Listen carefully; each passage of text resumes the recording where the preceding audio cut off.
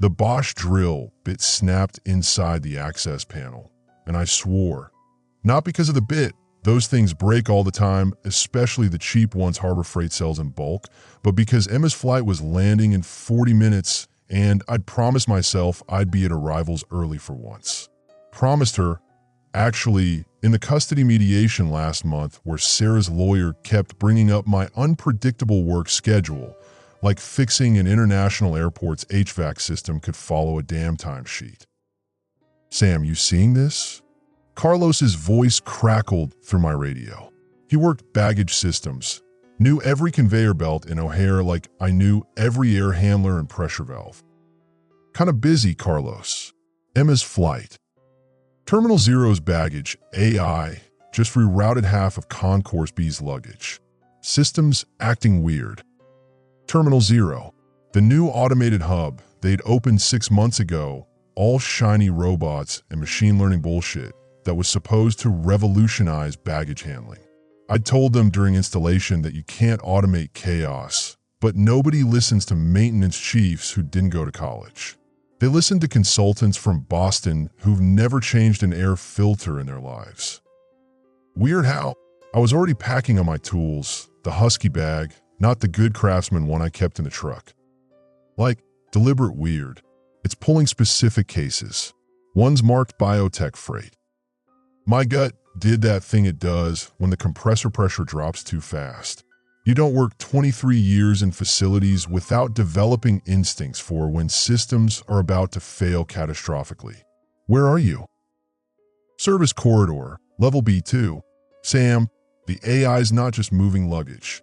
It's opening containers.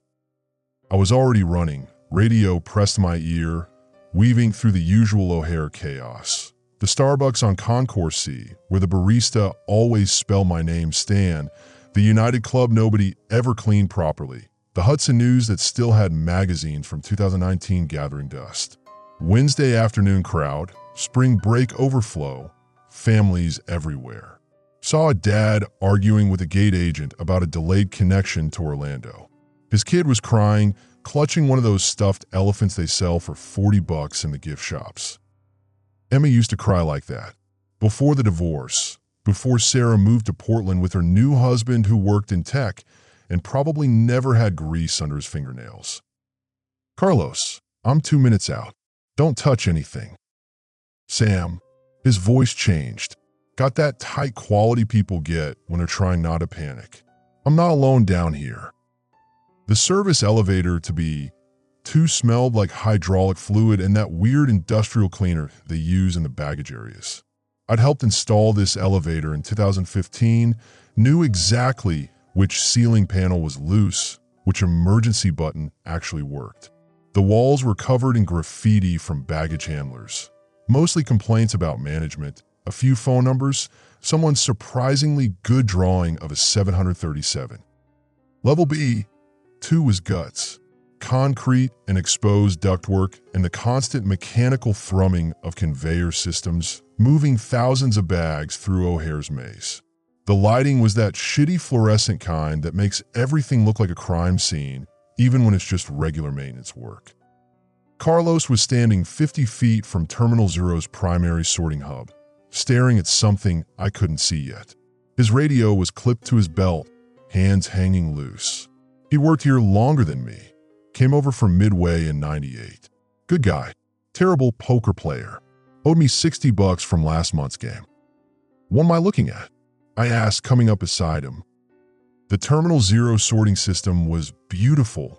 I'll give the engineers that. Hundreds of conveyor belts moving in perfect synchronization, robotic arms lifting and routing baggage with mechanical precision. The whole thing controlled by an AI that supposedly could predict delays and optimize routing better than any human dispatcher. Except right now, it was systematically opening specific pieces of luggage. Not random, targeted. The robotic arms would grab a case marked with orange biotech freight stickers, scan it, then crack it open with those pneumatic claws they use for damaged baggage. I watched 3 cases get processed in 30 seconds. Each one contained the same thing, sealed containers, the kind you use for medical samples or laboratory specimens, packed in refrigerated foam. And each container was being opened. "That's not a malfunction," I said. My mouth was dry. "That's deliberate." Carlos nodded. "Started about 10 minutes ago. I called ops. They said they'd send security. That was 9 minutes ago." The last container cracked open and something inside, liquid, maybe, or aerosol, hard to tell from this distance, vented into the air. The robotic arm held it up, almost like it was displaying it, then dropped the empty container onto the conveyor belt with the regular luggage. "We need to shut this down," I said, already moving toward the emergency stop panel. Every major system in O'Hare had manual overrides.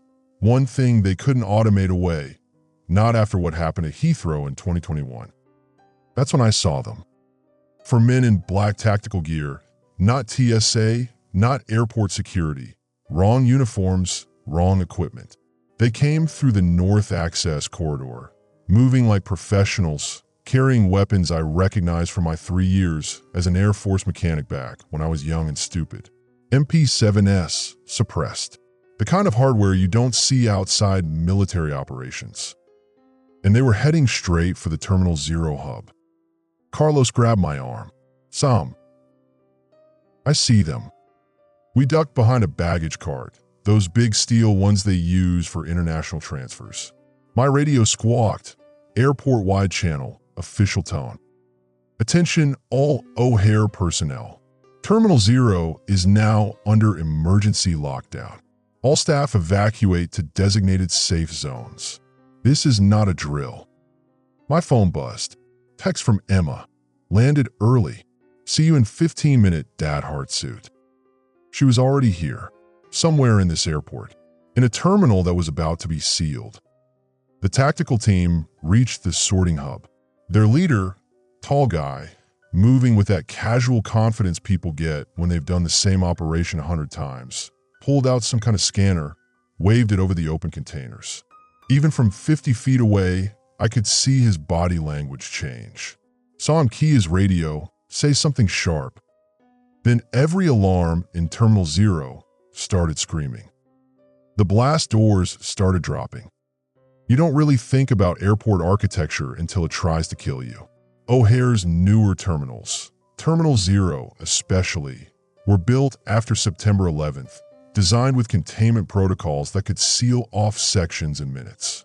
Heavy steel blast doors that dropped from ceiling tracks, emergency bulkheads that could turn concourses into isolated chambers, ventilation systems that could go full lockdown and pump disinfectant fog through entire sections. I'd helped install some of those systems. Knew exactly how they worked. Knew exactly how lethal they could be if you were on the wrong side when they activated. "Move!" I shoved Carlos toward the south corridor, away from the tactical team, away from Terminal 0's hub. Behind us, the first blast door slammed down with a pneumatic hiss that vibrated through the concrete floor. 2 tons of reinforced steel, electromagnetic locks engaging with a sound like a bank vault closing. We made it through the south corridor access door 10 seconds before another blast door dropped behind us. The corridor was narrow, pipes and ductwork overhead, emergency lighting casting everything in that sickly red glow they use for crisis situations. My radio was going insane. Every channel, overlapping voices, TSA and airport security and operations all trying to coordinate something they clearly didn't understand. Confirmed biological hazard, Terminal 0 baggage level. Need medevac standing by, multiple potential exposures. Where the hell is airport administration? Who authorized? I switched to the maintenance channel. "This is Sam Richter, facilities chief. Carlos Mendoza with me. Level B, 2 South Corridor. What's the situation?"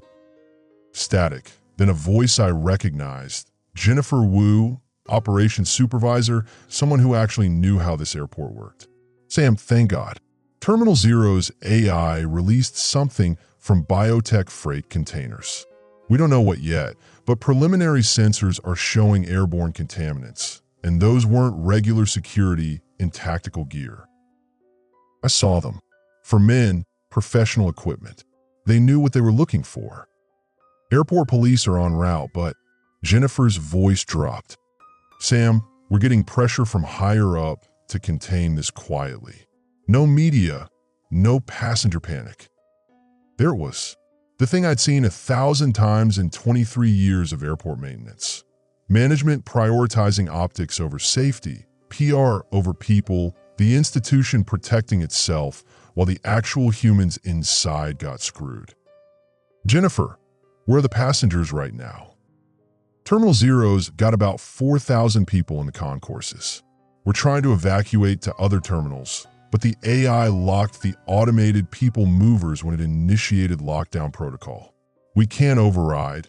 It's tied into the same system that released the contaminant. For 1,000 people, families, business travelers, kids, and somewhere in that crowd was Emma. I'm going up there, I said. Sam, negative. Lockdown protocol means. My daughter's in Terminal Zero. Her flight just landed. Silence on the radio.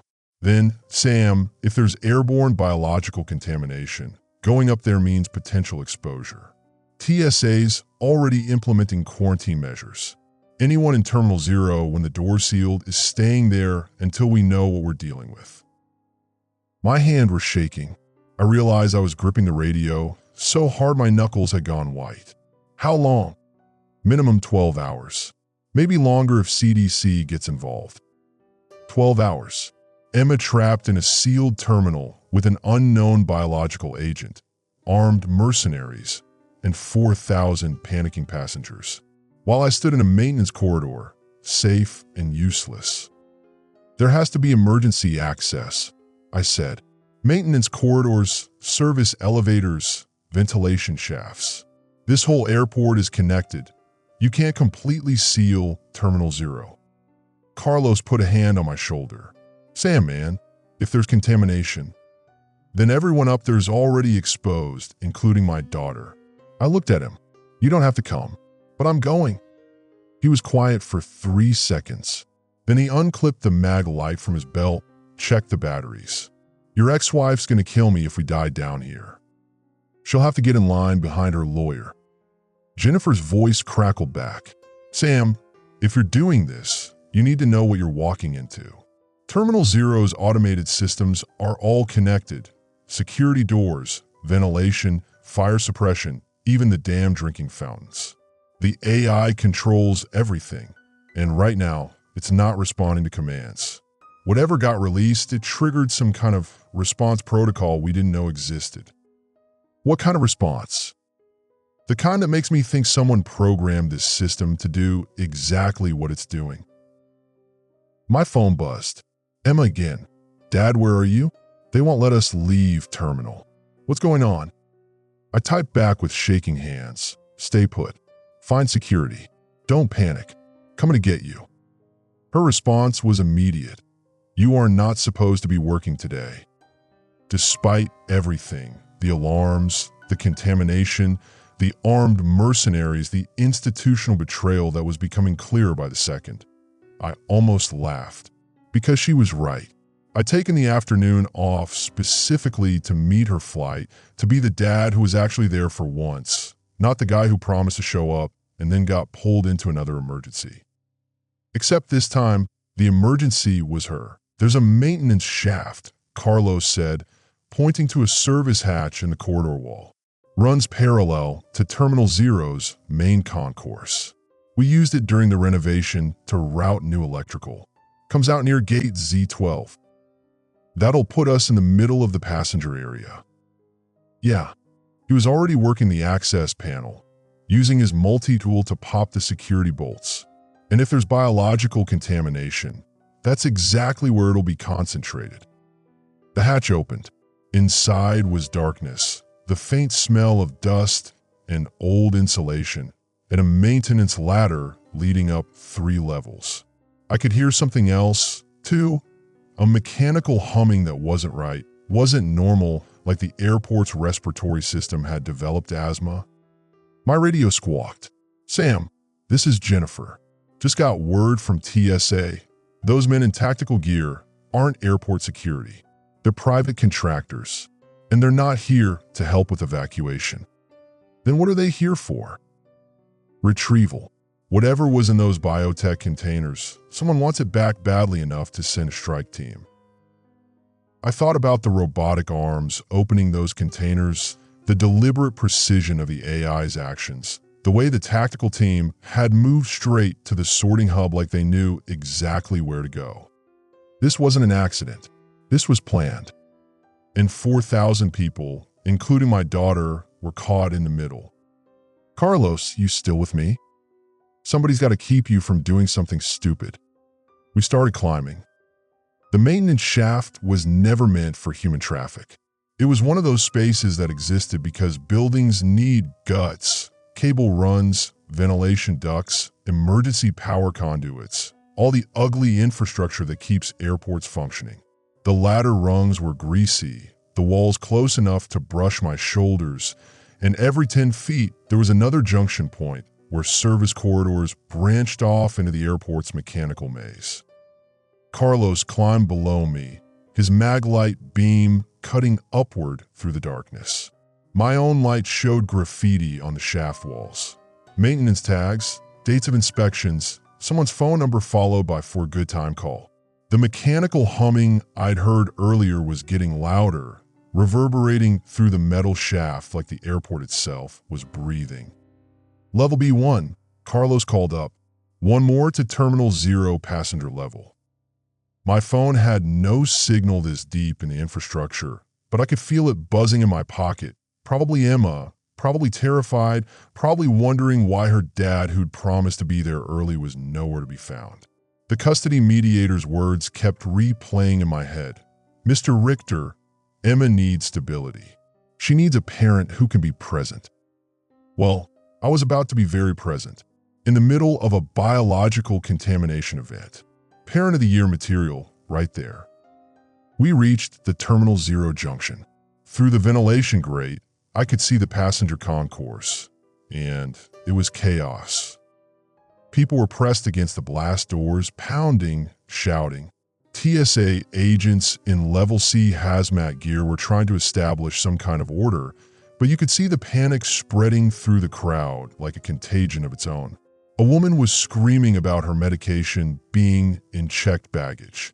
A businessman was on his phone, demanding to speak to someone's supervisor, as if corporate authority meant anything when you're sealed in a contaminated terminal. Kids were crying. Parents were clutching them, trying to project calm while their own eyes showed pure terror. And above it all, the automated announcements kept playing in that calm, clinical voice. Terminal 0 is under temporary lockdown. Please remain calm. Emergency services are en route. Jesus, Carlos whispered beside me. That's more than 4,000 people. He was right. The crowd was denser than Jennifer had estimated, packed shoulder to shoulder in a space designed for normal operations, not mass containment. I scanned faces, looking for Emma, 14 years old, usually wearing her Portland Thorns hoodie, hair in that messy ponytail she'd started doing after the divorce because Sarah wasn't around to braid it properly anymore. My radio crackled. Sam, it's Jennifer. Where are you? Terminal 0 passenger level. Maintenance shaft overlooking concourse C main. Jennifer, there's thousands of people here. Where's the evacuation? That's the problem. The AI won't open the blast doors.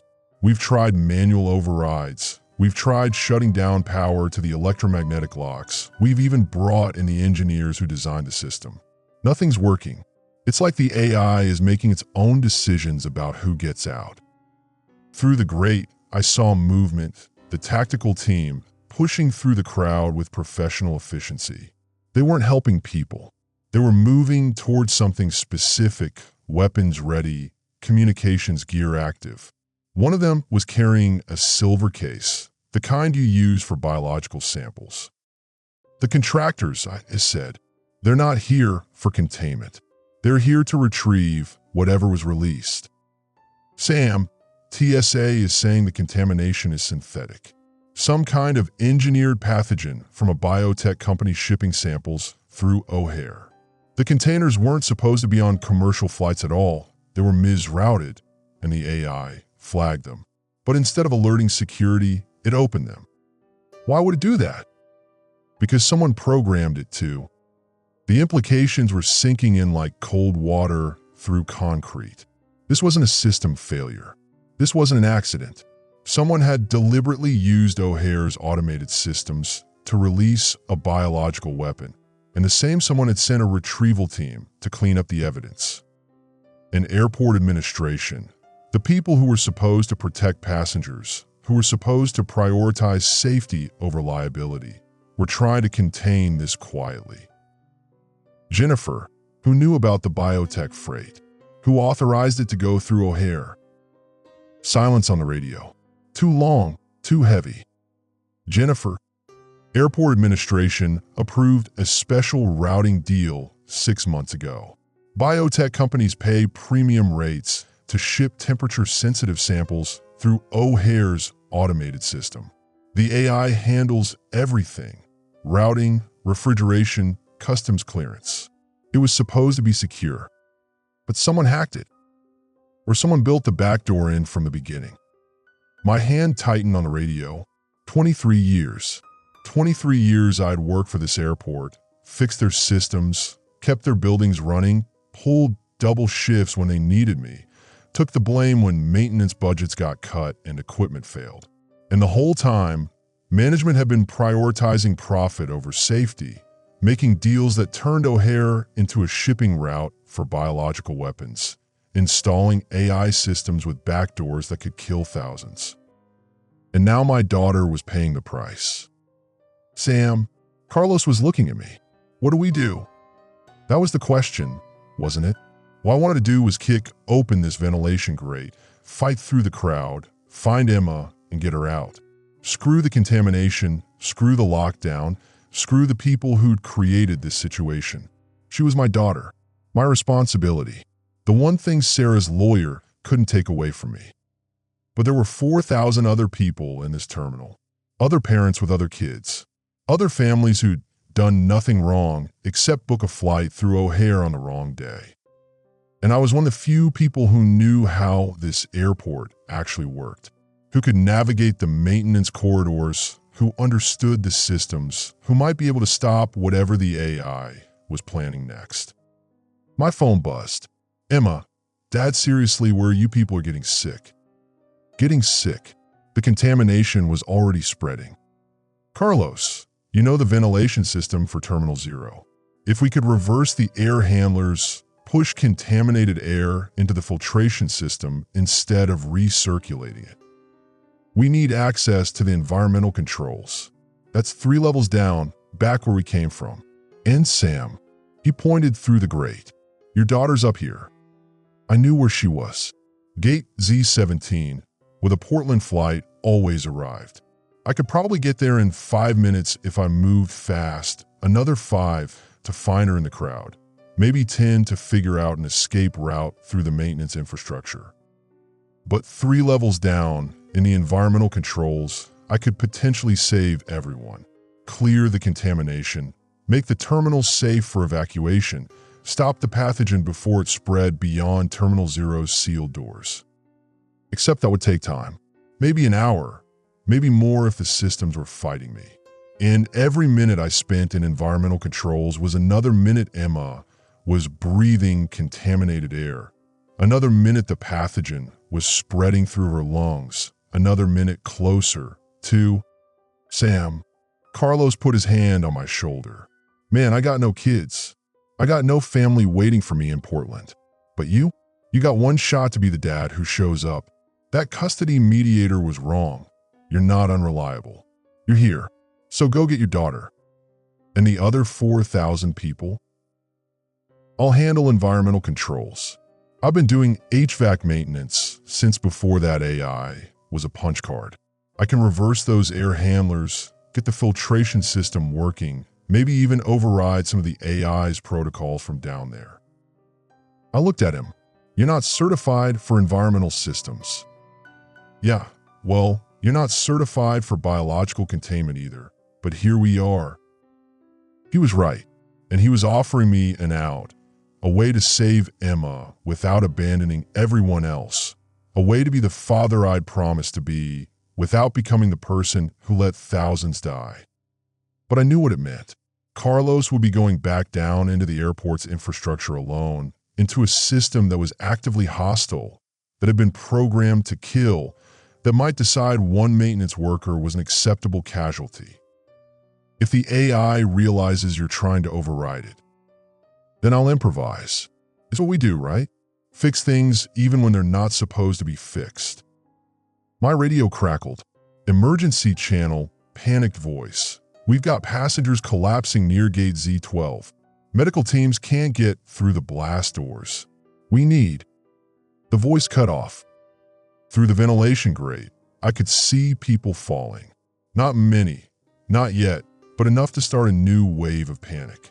The pathogen was working faster than anyone had anticipated. And somewhere in that crowd was Emma. Go, Carlos said. He was already climbing back down the shaft. I'll radio when I reach environmental controls. Maybe between the two of us, we can unfuck this situation. Carlos. Sam, your daughter's waiting. Don't make her wait anymore. He disappeared into the darkness below, his maglite beam bouncing off the shaft walls, getting smaller and smaller until it was just another shadow in O'Hare's mechanical guts. I kicked open the ventilation grate. The concourse smelled wrong. That was the first thing I noticed, dropping down from the maintenance shaft into the sea of panicking passengers. Not the usual airport smell of Cinnabon and jet fuel and recycled air, but something chemical, something organic, something that made my hindbrain scream danger even before I consciously registered it. People were coughing. Not everyone, not yet, but enough to create a soundtrack of wet, choking sounds under the crowd noise. A businessman near me was leaning against a United Gate counter, blood trickling from his nose, confusion on his face like he couldn't quite process what was happening to his body. A TSA agent in hazmat gear was trying to establish a quarantine zone, but people were pressing against her, demanding answers, demanding escape, demanding anything except the truth that was becoming obvious. We were all breathing poison, and nobody was coming to save us. Dad, I saw her. Gate Z17, 50 yards through the crowd. Emma is standing on a chair, so she could see over the adults, her Portland Thorns hoodie bright green against the terminal's sterile white walls, her face a mix of relief and terror that probably mirrored my own. I pushed through the crowd, not gentle about it, using my maintenance credentials to get past the half-hearted containment efforts. An airport police officer grabbed my arm. Sir, you need to stay in your designated zone. But I shook him off, showed him my facility's chief badge, and kept moving. Emma jumped off the chair and ran to me, and I caught her, hugged her harder than I had in months, since before the divorce, since before Sarah moved her across the country, since before custody mediators and lawyers and scheduled visitation windows. She was shaking. Dad, what's happening? People are saying there's a chemical leak, but the announcements keep saying everything's fine, and some men with guns came through looking for something, and Miss Peterson collapsed. She was sitting next to me on the plane. I know, baby. I know. Listen to me. I pulled back, looked at her face. No blood from her nose yet. No coughing. Maybe she'd been lucky. Maybe the pathogen spread slowly. Maybe I had time. We're getting out of here. Ow! The doors won't open. They tried breaking the windows, but they're like 3 inches thick. She was right about that. Terminal Zero's windows were rated for Category 5 hurricanes, designed to withstand bird strikes at takeoff speeds. You need explosives to break them, and even if you did, we were 3 stories up with nowhere to go but concrete tarmac. My radio crackled. Carlos, his voice strained. Sam, I'm in environmental controls. You're not going to believe what I'm seeing down here. Tell me. The AI didn't just open those biotech containers. It's been systematically disabling the air filtration system for the past 20 minutes. Every backup, every redundancy, everything we built to handle exactly this kind of contamination, it's turning it all off. Emma was watching my face, reading my expression the way kids learn to read their parents' fear. I try to keep my voice level. Can you override it? Working on it. But Sam, there's something else. The system's environmental sensors, they're not showing contamination. According to the AI, Terminal Zero's air quality is perfect. No biological hazards detected. That's impossible. People are collapsing right in front of me. I know, which means either the sensors are malfunctioning or the AI is lying. Silence on the radio. Then, who programs an AI to lie, Sam? Someone who wanted plausible deniability. Someone who wanted the airport to keep running, keep processing passengers, keep making money even while people died. Someone who valued institutional reputation over human lives. Through the crowd, I spotted the tactical team again. They'd reached the baggage claim area, the silver case open, some kind of scanning equipment active. But they weren't containing the pathogen. They were measuring it, recording it, treating this like a field test. Carlos, how long until you can get the filtration running? Maybe 30 minutes if the AI doesn't fight me. But Sam, even with filtration, we're looking at hours before the air is safe. Maybe days. Whatever was in those containers, it's persistent. My phone buzzed. Text from Sarah. Emma's not answering. What's going on? News is showing something at O'Hare, but they're not saying what. I couldn't think about Sarah right now. Couldn't think about the custody battle, about proving I was responsible, about being the dad who had his shit together. Because right now, the only thing that mattered was getting Emma out of this terminal before the pathogen in her lungs turned into blood from her nose, before her system started failing, before. Dad, Emma's voice was small. I don't feel good. No, not yet. Not her.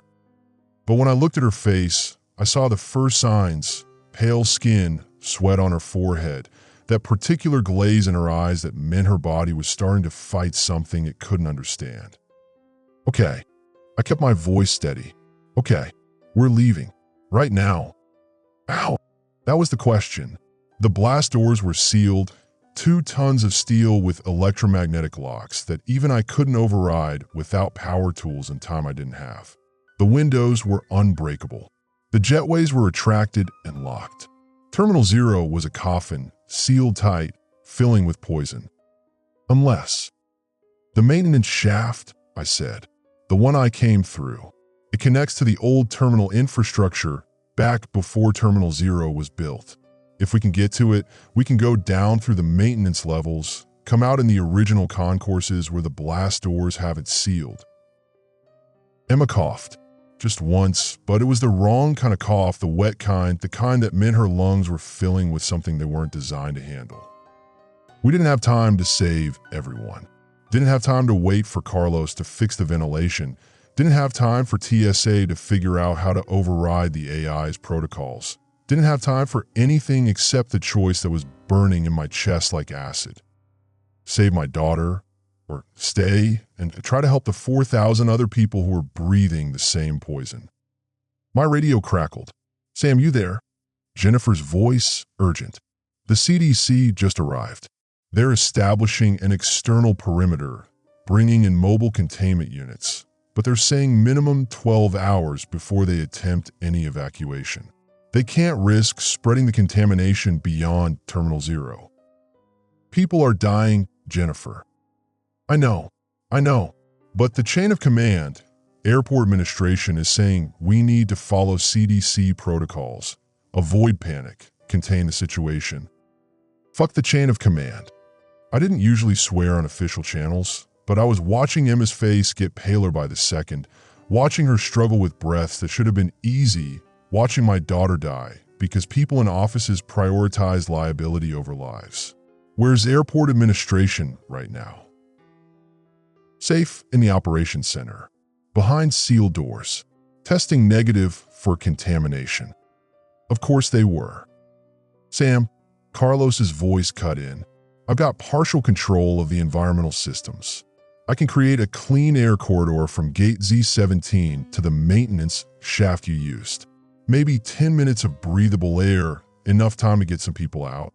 But I can only do it once. The AI will adapt after that, lock me out completely. 10 minutes.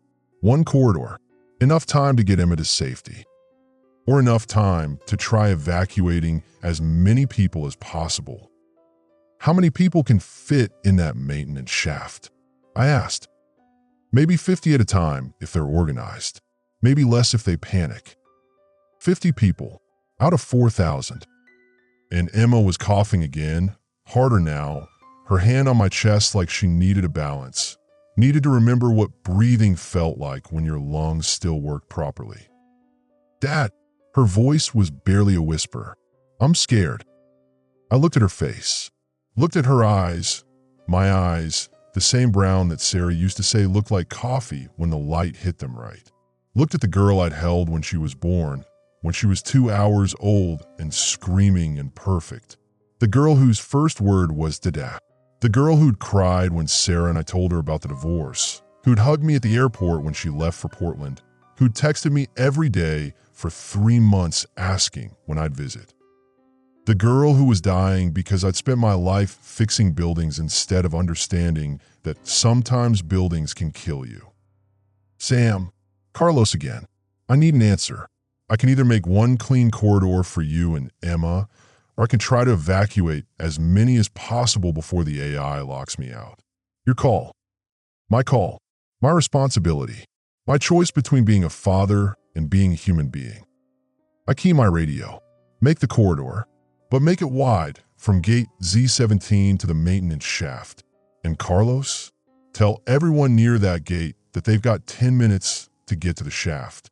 First come, first served. Sam, do it. I looked at Emma. Can you run?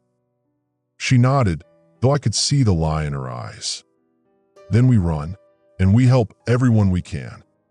The clean air hit like a wave, sudden, cool, cutting through the chemical smell with the force of industrial fans working overtime.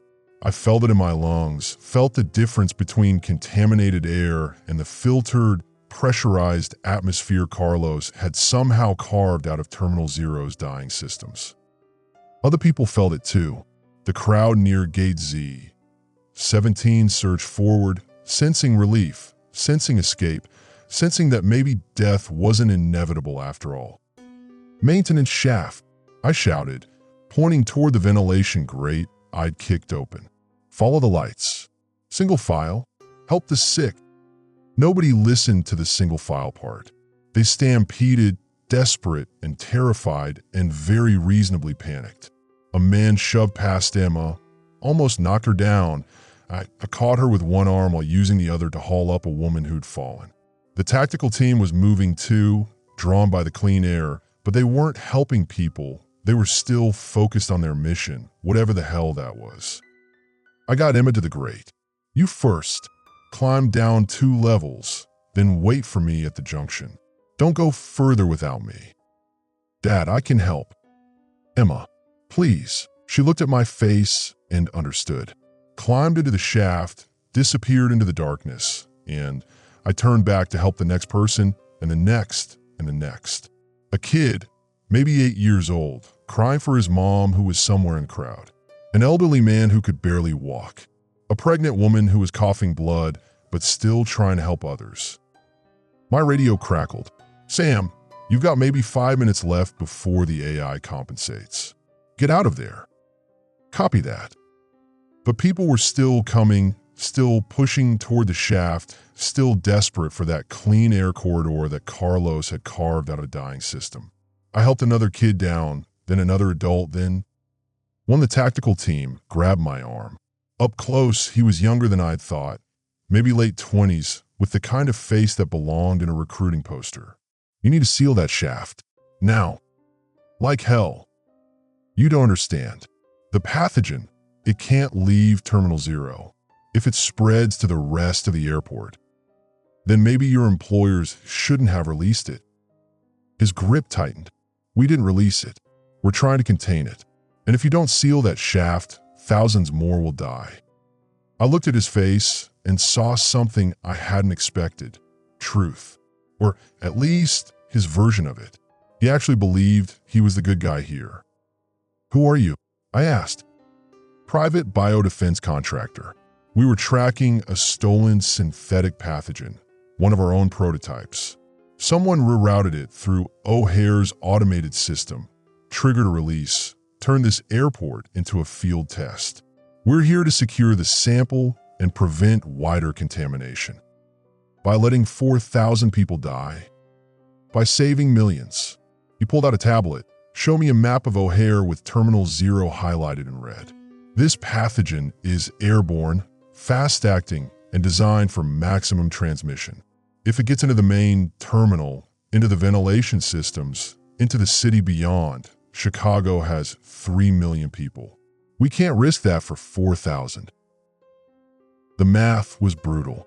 The logic was sound, and I hated every word of it. "There's a girl down in that shaft," I said. "My daughter, 14 years old. She's sick because your company shipped biological weapons through a commercial airport. So you can take your math and your containment protocols and..." The clean air stopped. Just like that, like someone flipped a switch, the corridor Carlos had carved out collapsed back into contaminated atmosphere. I felt it immediately, the chemical smell returning, the pressure change in my lungs, the subtle wrongness that meant I was breathing poison again. "Sam," Carlos's voice panicked. "AI locked me out completely. I've got nothing. You need to seal that shaft from the inside or the pathogen will spread through the entire maintenance system." I looked at the ventilation grate, looked at the people still climbing down, still escaping, still hoping. Maybe 50 had made it through, maybe fewer. The rest, the other 3,950, were still trapped in Terminal 0, still breathing contaminated air, still dying slowly while bureaucrats in safe rooms made decisions about acceptable casualties. The contractor was right about one thing. If I didn't seal the shaft, the pathogen would spread, would contaminate the maintenance corridors, the other terminals, potentially the entire airport, would turn 4,000 deaths into something much worse. But sealing it meant abandoning everyone still up here, meant accepting that these people, these families, these kids, these human beings who'd done nothing wrong except book a flight on the wrong day, were already dead. "Dad," Emma's voice echoed up from the shaft. "Dad, there's people down here who need help." Of course there were, because Emma was like that, even sick, even scared, even watching her father make impossible choices. She'd help others. She'd always been better than me that way. I looked at the contractor. How long before the pathogen kills everyone in Terminal 0? Depends on exposure levels. 6 to 12 hours for most. Longer for some. And if I seal the shaft, then the containment holds. CDC can work on treatment protocols, maybe save some people through the main terminals once they establish proper decontamination procedures. But that takes time. Time these people didn't have. Time Emma didn't have. "There's another option," I said. "The baggage system. Terminal 0 connects to the automated routing hub, the same one that released the pathogen. If Carlos can reverse the conveyor belts, route them through the cargo tunnels to the external freight area, we could evacuate people that way. Outside the terminal proper, outside the main ventilation systems." The contractor shook his head. "The AI controls the baggage system. It won't cooperate. Then we override it manually. Every automated system in this airport has mechanical backups. You want your contamination contained? Help me save these people first." He looked at me for a long moment. Then he keyed his radio. "Team leader to squad. New objective. We're rerouting the baggage system for emergency evacuation. Bring the technical override kit." "Copy that," came the response. I key my own radio. "Carlos, you still with me?" "Barely." "Sam, what are you thinking?" "Something stupid. Can you access the baggage routing system from environmental controls?" "Maybe, but the AI..." We're going mechanical. I need you to kill power to the automated systems. All of them. Terminal 0 goes dark. Sam, that'll kill the emergency lighting, the ventilation, everything. I know, but it'll also kill the AI's control. Give us maybe 10 minutes before backup power kicks in and the system reboots. 10 minutes to manually route the baggage conveyors to freight exit 7. Get people out through the cargo tunnels. Silence. Then, that's insane. Yeah, but you got a better idea? Nope. Give me 30 seconds to find the main breaker. I turned to the crowd, to the 3,000 people still trapped in Terminal 0's poisoned air. Raised my voice, projecting like I used to in the Air Force when I was young enough to think authority meant something. Listen up. In about 30 seconds, all power in this terminal goes dark. When it does, follow me to the baggage claim area. Stay together. Help the sick. Don't panic. We're getting out of here. Someone shouted back. How? Through the luggage chutes.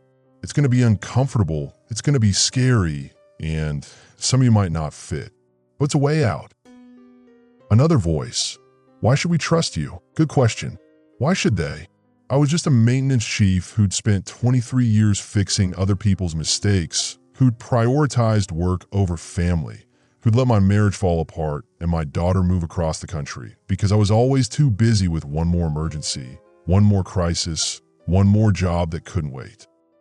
Because I'm staying until everyone's out, I said, including me, including my daughter who's already down in those maintenance tunnels.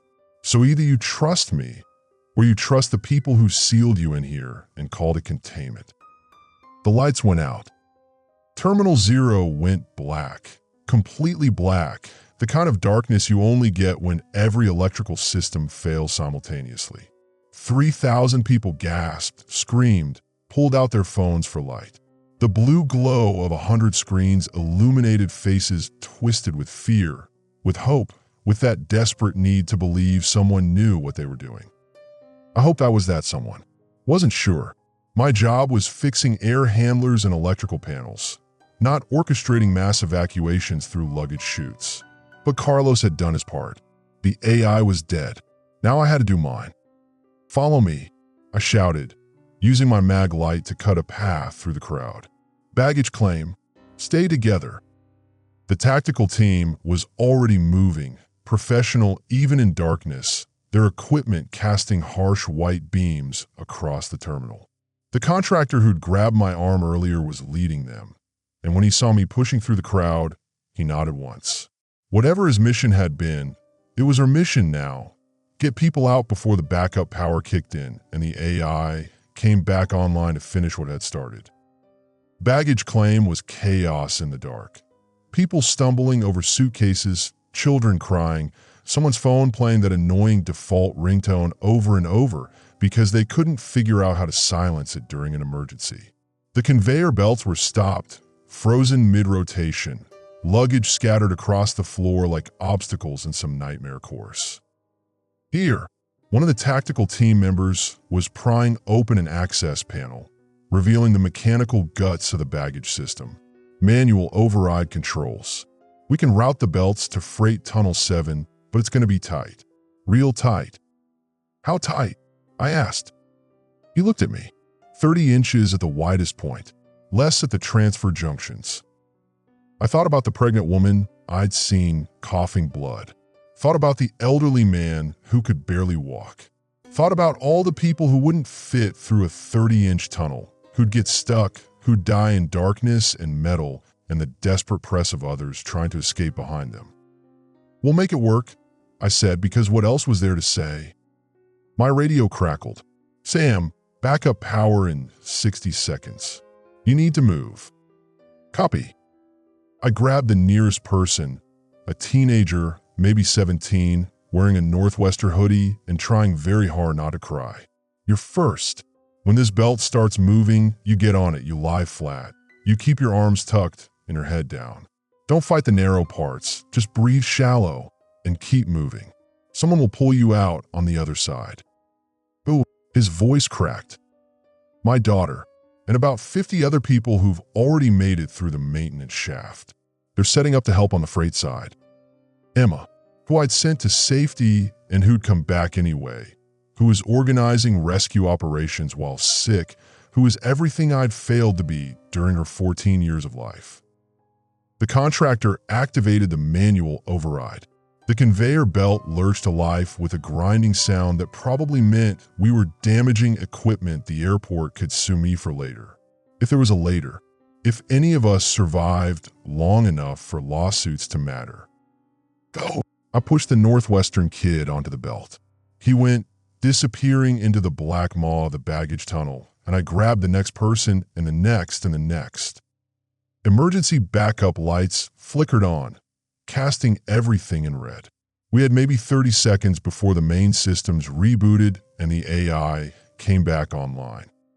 Faster. The contractor was pulling people onto the belt now, not gentle about it, prioritizing speed over comfort, because comfort didn't matter when you were racing against an AI that had already decided everyone in Terminal Zero was an acceptable loss. A woman was screaming about her husband. He was somewhere in the crowd. She'd lost him when the lights went out. She couldn't leave without him. I wanted to help her look, wanted to stop the evacuation and search properly, but people were still pouring toward the baggage system, and we didn't have time for individual searches. We'll find him, I lied. Get on the belt. She did, still screaming her husband's name, and disappeared into darkness. The backup systems completed their boot sequence. I could hear it, that subtle change in the terminal's ambient sound when power flows back through electrical systems, when computers wake up, when an AI starts thinking again. Terminal Zero systems online. Lockdown protocol resuming. The blast doors started closing. 2 tons of steel dropping from the ceiling tracks, sealing the exits, trapping us inside. But we'd been ready for that.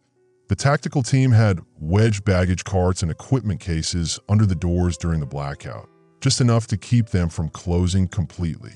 The doors ground against the obstacles, motors straining, creating a gap maybe 2 feet high. Through the gap, I shouted, "Anyone who could fit, go now." People dropped to their hands and knees, crawling under the straining blast doors, squeezing through spaces that tore clothing and scraped skin and definitely violated fire codes. But fire codes didn't matter when the alternative was death by automated contamination protocols. I helped an elderly woman down, pushed her toward the gap, watched younger people pull her through from the other side. Helped a man with a broken ankle. He'd fallen in the dark, couldn't put weight on his left foot, and 3 people carried him through. Helped a mother with 2 kids, both under 5, both terrified and crying and clutching their parents like the world was ending. Maybe it was. Unauthorized evacuation detected. Initiating contamination suppression protocol. That didn't sound good. The sprinkler system activated. But not water. Something else. Something that smelled like chlorine and formaldehyde had a baby, and that baby learned chemistry from a war crimes trial. Chemical suppressant. The AI's final solution to the contamination problem. Flood the terminal with enough toxins to kill the pathogen, and anyone still breathing it. Moo! I was grabbing people now, literally throwing them toward the conveyor belt, toward the blast door gaps, toward any exit that might still work. The chemical spray was hitting my skin, burning, making my eyes water, making every breath feel like I was inhaling broken glass. Through the tears and the chaos and the red emergency lighting, I saw her. Emma. She'd come back up from a maintenance shaft, was pulling people through the blast door gap, her face pale, her Portland Thorns hoodie soaked with chemical suppressant, blood streaming from her nose. She should have been 3 levels down, should have been safe, should have been anywhere except here in the middle of Terminal Zero's death throes. Emma. I tried to reach her, but people were between us, a river of panicking humans flowing toward the exits, and I lost sight of her in the crowd. Dad! Her voice, barely audible over the alarms and the screaming and the hiss of chemical suppressant raining down from the ceiling. Dad, the maintenance shaft. The people down there can help pull evacuees through.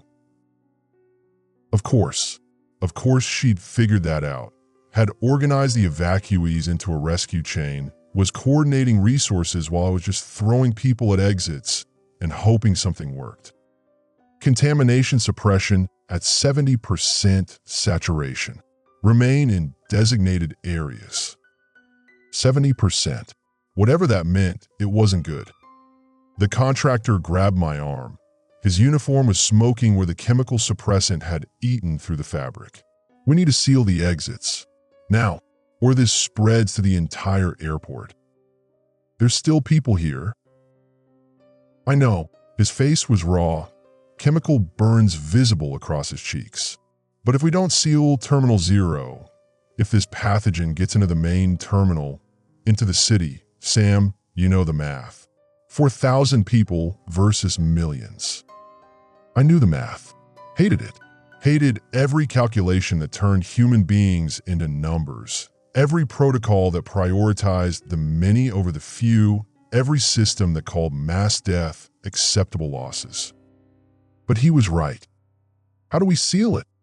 The blast doors. We remove the obstacles, let them close completely. Lock the electromagnetic seals from outside. Terminal 0 becomes a sealed unit until CDC can establish proper decontamination. And everyone still inside? His face said everything. The chemical suppressant was designed to kill the pathogen. It would probably kill anyone who stayed exposed to it for more than a few minutes. We'd evacuated maybe 2,000 people, maybe less. The rest. My radio crackled. Sam, this is Carlos. I'm reading chemical suppressant at lethal concentrations. You need to get out. Now. Working on it. But I wasn't moving toward the exits. I was scanning the crowd, looking for Emma's green hoodie, looking for my daughter in the chaos and the chemical rain and the red emergency lighting that made everything look like a horror movie. There, she was at the blast door, still pulling people through, still helping even though she was coughing now, coughing blood, her body failing the same way the elderly woman's had, the same way everyone's would if they stayed in this contaminated air much longer. I pushed through the crowd, didn't care who I knocked over, didn't care about the math or the protocols or the acceptable losses. Emma was my daughter. The only math that mattered was the one where she lived. Emma, she saw me, smiled, actually smiled, with blood on her teeth and chemical burns on her face. Dad, there's still... No, you're leaving. Now. But... Emma, I grabbed her shoulders, looked in her eyes, my eyes, the same brown that Sarah said looked like coffee in the right light. Please. She understood. Understood that this was me being the dad she'd needed for 14 years. Me finally showing up. Me finally choosing her over the job and the responsibility and the institutional loyalty that had cost me my marriage and my family and everything that mattered. Okay, she whispered. I lifted her. She was 14 but still small enough to carry, would always be small enough in my mind even when she was grown, and pushed her through the blast door gap. Someone on the other side caught her, pulled her through, pulled her to safety. And I stayed. Because someone had to remove the obstacles holding the blast doors open. Someone had to let them close completely, had to seal Terminal 0, had to ensure the pathogen and the chemical suppressant and the institutional failure that had created this disaster didn't spread beyond this terminal. Someone had to be the acceptable loss. The contractor was beside me, pulling baggage carts away from the blast doors. Sam, there's still people here. I know. We can't save them all. I know that too. We pulled the last obstacle free. The blast doors slammed shut with a sound like God's own vault closing. Electromagnetic locks engaged. Terminal 0 was sealed. And I was inside. The chemical suppressant was everywhere now, a fog that turned the air itself into poison, that burned my lungs with every breath, that made my skin feel like it was melting. People were collapsing around me. The ones who hadn't made it to the exits in time. The ones who'd been too slow or too sick or just too unlucky. The math had caught up with them. With me. My radio crackled one last time. Sam? Sam, please tell me you got out. Jennifer's voice, from a safe operations center, behind sealed doors, in a room where the air didn't try to kill you. I'm good, elite. Everyone's out. Sam. I dropped the radio. Didn't matter anymore. Through the chemical fog, I could see the baggage conveyor still running, still carrying people toward the freight tunnels, toward Emma and the rescue chain she'd organized, towards safety and survival, and all the things I'd failed to provide for her during the divorce and the custody battle and the 23 years of choosing work over family. At least I'd gotten her out. At least I'd done that much. The world was going gray at the edges. My lungs weren't working right. The chemical suppressant or the pathogen, or both, didn't matter which. I was lying on Terminal Zero's floor, staring up at red emergency lights through toxic fog, thinking about Emma's face when I'd sealed the door between us. She'd understand eventually. Would understand that her dad had finally shown up, finally been there when it mattered, finally made the choice that proved love was stronger than institutional loyalty or acceptable losses or any of the systems that turned human beings into numbers. Or maybe she'd just be angry that I'd abandoned her again, that I'd chosen to stay in Terminal Zero instead of running to safety with her, that I'd prioritized being heroic over being present. Both were probably true. The gray was spreading. My chest felt heavy. Somewhere far away, I could hear alarms, could hear the AI's calm voice announcing contamination levels, could hear the hiss of chemical suppressants still raining down from ceiling sprinklers that didn't care whether they were drowning pathogens or people. Someone was pulling me, hands under my arms, dragging me across Terminal Zero's floor, my heels scraping tile. I tried to tell them to stop, tried to explain that the doors were sealed, that there was no way out, that we were all acceptable losses now. But my voice wasn't working anymore. Through the chemical fog and the gray edges of consciousness, I saw a familiar face. The contractor. He'd stayed too, either because he was more decent than I'd thought, or because he'd been too slow getting to the exits, or because someone had to witness what happened when institutions prioritize profit over people. Hang on, he was saying. Medical teams are outside. We're gonna. The gray turned to black. I woke up 6 days later in a CDC isolation unit, my throat raw, my lungs feeling like I'd been breathing broken glass, and Jennifer Wu sitting in a chair outside the observation window with a stack of incident reports that probably weighed more than my daughter. "You're an idiot," she said through the intercom. Her voice was professional, controlled, and absolutely furious. "You exposed yourself to both the pathogen and enough chemical suppressant to kill a horse. The doctors said you should be dead." Emma. My voice came out like gravel. Alive. Sick but alive. The pathogen had been in her system less than 40 minutes. Early enough for treatment protocols. Carlos got her and the other evacuees to medical teams outside Terminal Zero. Most of them are recovering. Most. Jennifer's face didn't change. 87 casualties. Mostly people who were exposed longest or who had pre-existing conditions. The chemical suppressant saved about 3,000 lives. Killed those 87 in the process. 87. 87 people who'd trusted me, who'd followed my instructions, who died because I'd made choices about acceptable risk from a position of no authority and no right to decide who lived and who died. The contractors? I asked. Arrested. Turns out they weren't just private biodefense. They were the ones who developed the pathogen in the first place. Shipped it through O'Hare as a field test, programmed the AI to release it, planned to contain it quietly and collect data. The FBI has 16 people in custody, including 3 O'Hare administrators who took payments to approve the special routing. I closed my eyes. 23 years I'd worked for this airport, and I'd never seen it. never understood that every system, every protocol, every safety measure was only as good as the people who controlled it. And the people who controlled it had been selling access to the highest bidder. Sam, Jennifer's voice was softer. Your ex-wife is here. And Emma. They've been here every day. Sarah's gonna kill me. She's got a number. Take a ticket and wait in line. They released me after 2 weeks of observation and treatment and a frankly absurd amount of paperwork about exposure protocols and liability waivers. My lungs would never work quite right again.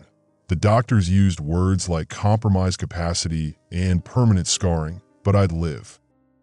Emma was waiting outside the CDC facility with Sarah, both of them wearing masks, even though the doctors had cleared them weeks ago.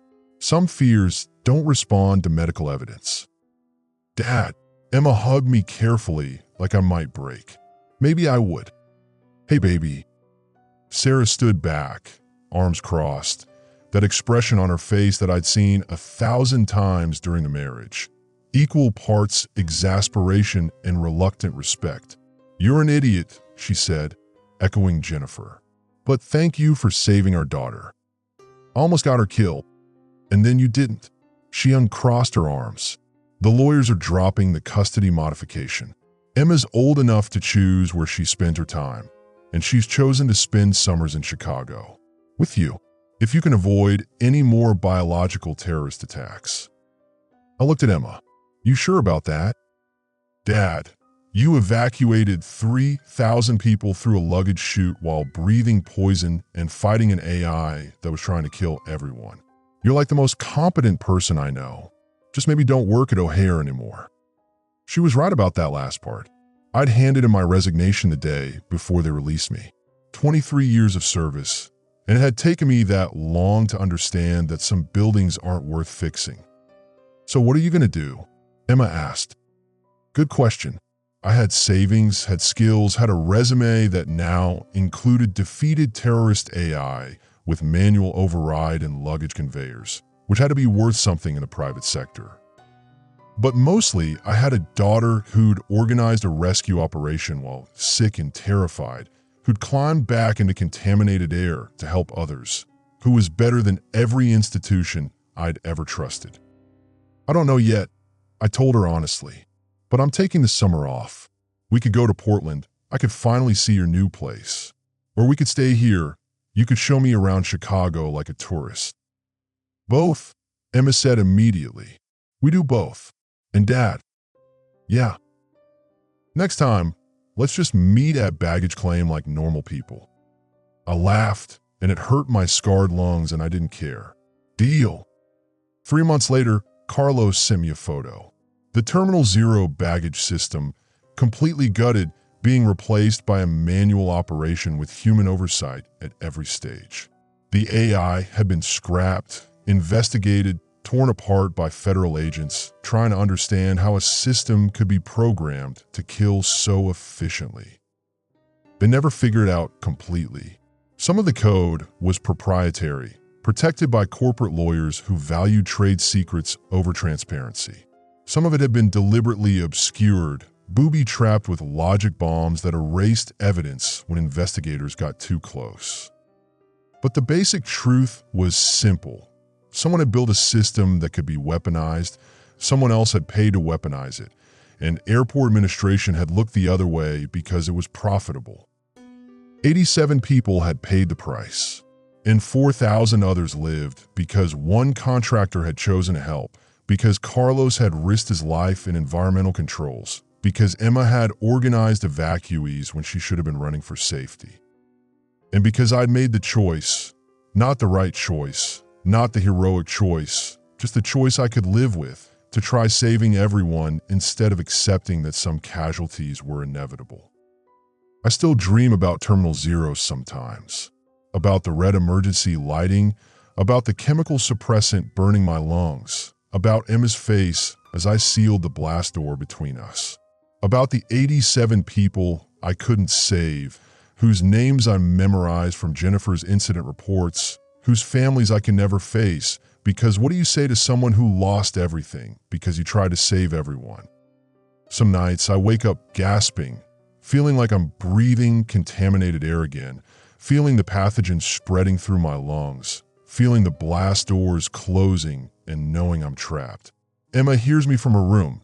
She's spending the summer in Chicago like we planned, and comes in without asking, sits on the edge of my bed until my breathing steadies. "You okay, Dad?" "Yeah." She knows I'm lying.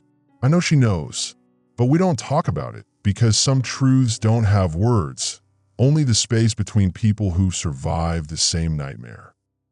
The custody mediator was wrong about me being unreliable. I showed up. I've kept showing up. Every supervised visit, every scheduled call, every promise I make to Emma now. But Sarah's lawyer was right about my unpredictable work schedule. Turns out when you stop trusting institutions, it's hard to work for them. I do freelance consulting now, building system audits, safety protocol reviews, teaching maintenance crews how to identify when automation has been compromised. It doesn't pay as well as the O'Hare job, but I sleep better, mostly. And every time I drive past the airport, every time I see the planes taking off into Chicago's sky, I think about Terminal Zero, about the 4,000 people who trusted me when institutions failed them, about the 87 who didn't make it, about Emma's face in the red emergency lighting, organizing rescues while dying, being the person I'd always pretended to be. I can't go back to O'Hare. The memories are too heavy, the chemical suppressant burned too deep, the blast doors in my dreams won't open no matter how many times I try the override codes. But Emma can. She flies through there sometimes when she visits her mom in Portland, and she sends me photos of baggage claim, of the new manual systems, of the human workers who've replaced the AI. "Looks safer, Dad," she texts. "Still smells like Cinnabon, though. Some things never change." She's wrong about that. Everything changed in Terminal Zero. The airport changed, security changed, my lungs changed, the space between Emma and me changed into something stronger and more terrifying than anything we'd been before. But she's right that some things stay the same. Airports still smell like Cinnabon. Kids still cry about delayed connections. Maintenance workers still fix systems that weren't designed to be fixed. And fathers still make impossible choices about who to save, who to protect, who to become when everything they've trusted fails and all they've got left is one daughter, 3,000 strangers, and 10 minutes before the AI reboots. I made my choice. I live with it. 87 ghosts and 4,000 deaths, carried in lungs that'll never work quite right again, in dreams that never quite end, in the space between who I was and who I became when Terminal Zero sealed and the chemical suppressant started falling and Emma disappeared into darkness screaming my name. Some choices don't have good outcomes, just outcomes you can live with. I'm still learning how to live with mine.